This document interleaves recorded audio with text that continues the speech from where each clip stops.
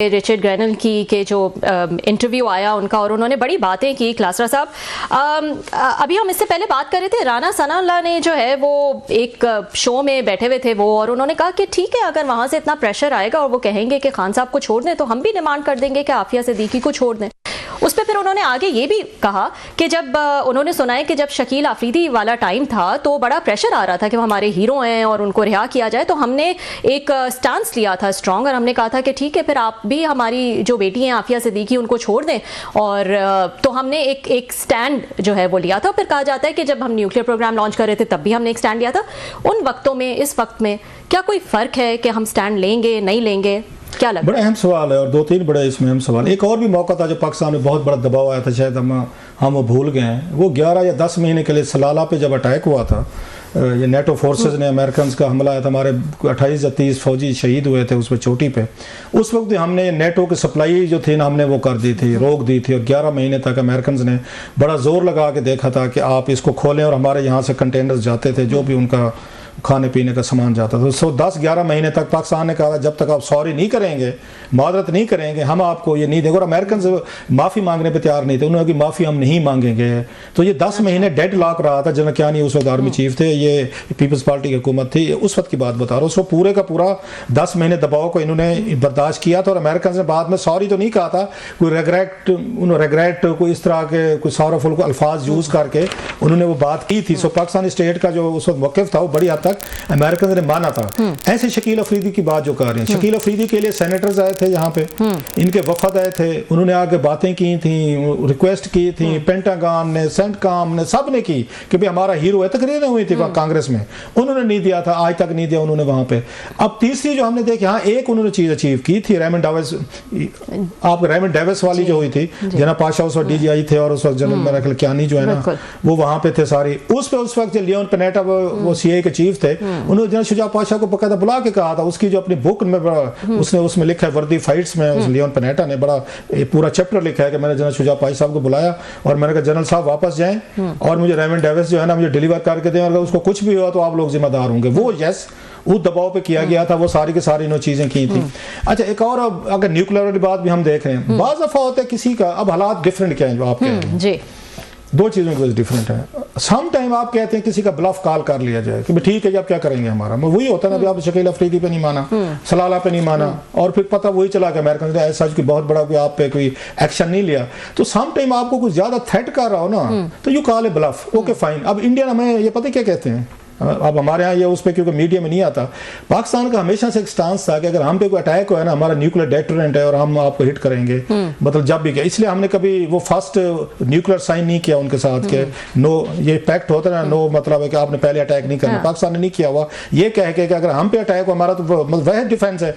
उन्होंने जब वो भेजे थे, उनके जहाज आए थे और बम किया था उन्होंने, मेरा ख्याल है यहाँ पे उसमें बालाकोट था या कौन सा उसका था वहां पे, तो उसके बाद वहां पे इंडियन ये कहते थे, हमने 2-3 दफा करके देख लिया, हमने पाकिस्तान का ब्लफ कॉल किया है, ये कहते हैं हम एटम बम मारेंगे, तो एटम बम मारा फिर इन्होंने।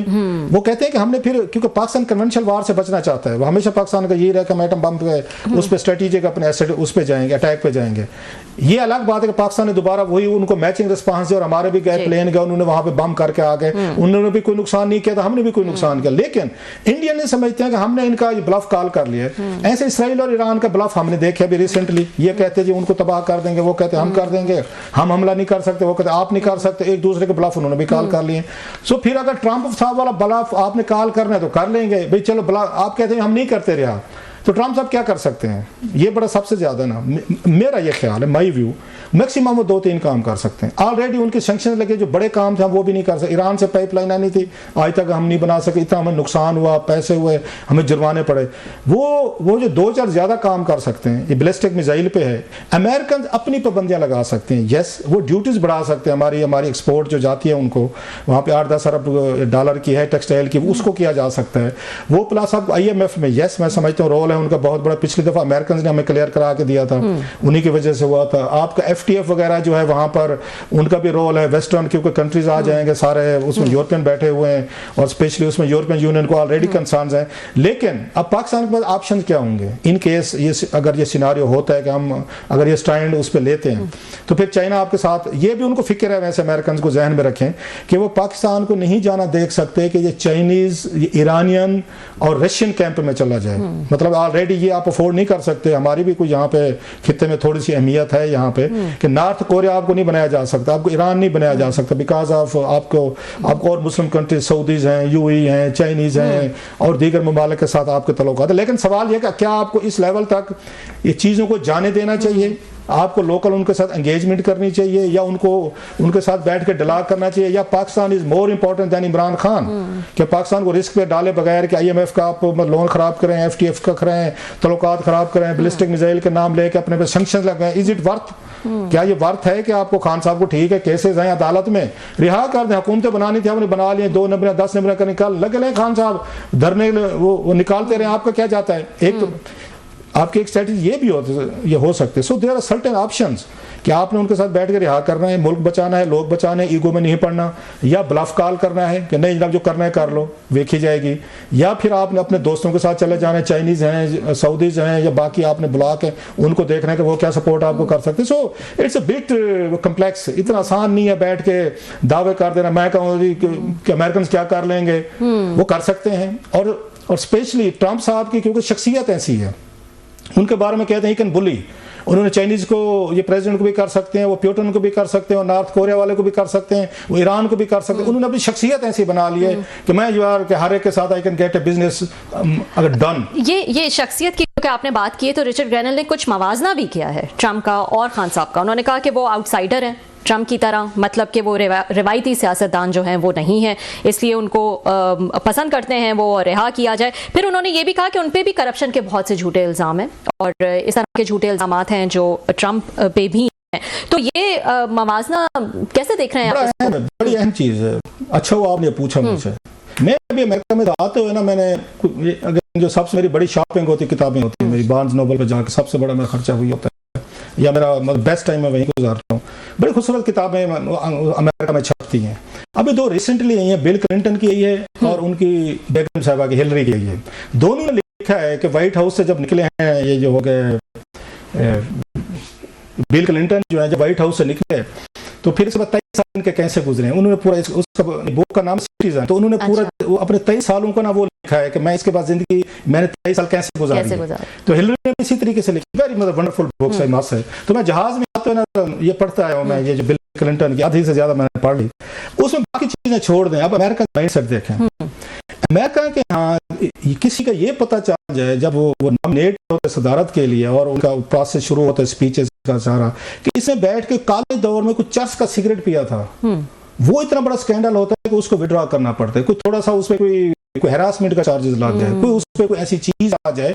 अमेरिकन अपने लिए कैसी लीडरशिप चाहते हैं, ये मुझे बिल क्लिंटन की किताब पढ़ते हुए मुझे एहसास हुआ है। उसमें वो लिखता है, अब अगर मतलब उस पे काउंसिल, उसने कहा मैं बैंक करप्ट हो गया था, मुझे कर्जे लेने पड़ गए, तो मैं अपने वकील हायर करने थे, जो मोनिका वाला उसका आया था, उसका स्कैंडल मोनिका लेविंस्की का आया, उसके बाद उस पर इल्जाम लगे इसने झूठ बोला है, चीजें की ट्रायल हो, इंपीचमेंट शुरू हो गई, उसने करने थे, वकील करने थे, वकीलों के लिए उसको लोन लेने पड़े, कर्जे लेने पड़े, और जब वो प्रेसिडेंसी से गया वो बैंक करप्ट था, उसके पास पैसे नहीं थे, बाद में तकरीरें की किताब में लिखी, वो एक और कहानी है। अब अंदाजा करें अमेरिकन प्रेसिडेंट बैंक करप्ट हो गया है इस बुनियाद पे कि अपने वकीलों के पैसे नहीं थे, वो ले रहा था, बाद में उधार लेके बाद में वापस भी किए सारे, कि तूने झूठ क्यों बोला है? अपने लिए लीडरशिप का क्या म्यार रख रहे हैं? बहुत हाई म्यार देखें कि झूठ बोला तुमने, यार तुमने हमारे साथ ये मतलब वो किया, 2 नंबरी की। हमारे लिए क्या म्यार है?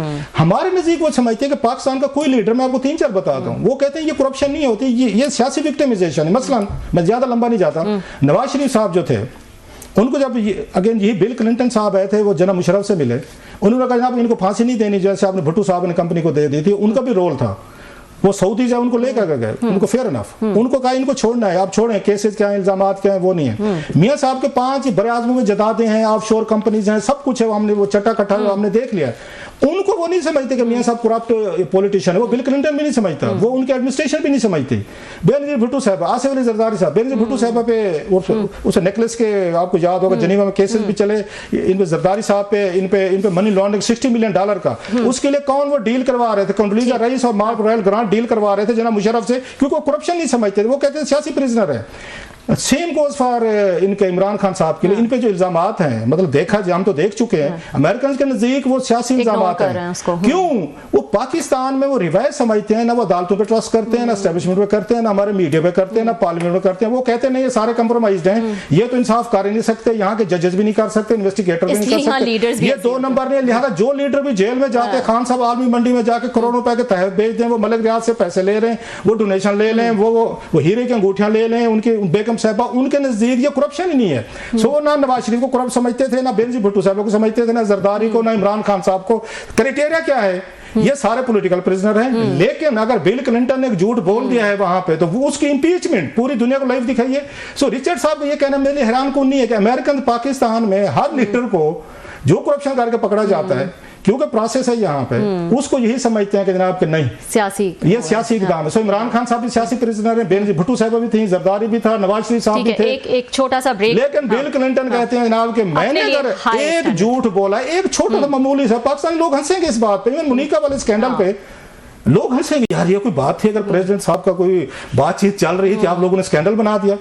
तो जनाब ये म्यार जो है ना, ये रिचर्ड साहब ने, मुझे बड़ी खुशी हुई सुन के कि मैं शुक्र है जनाब कि उन्होंने इनको खान साहब को भी ट्रेंड कंटिन्यू रखा। यस, वो ट्रेंड कंटिन्यू, उससे नवाज बीबी, उस जरदारी साहब और इमरान खान साहब, ये करप्ट नहीं है जी, बिल्कुल ये सियासी प्रिजनर है।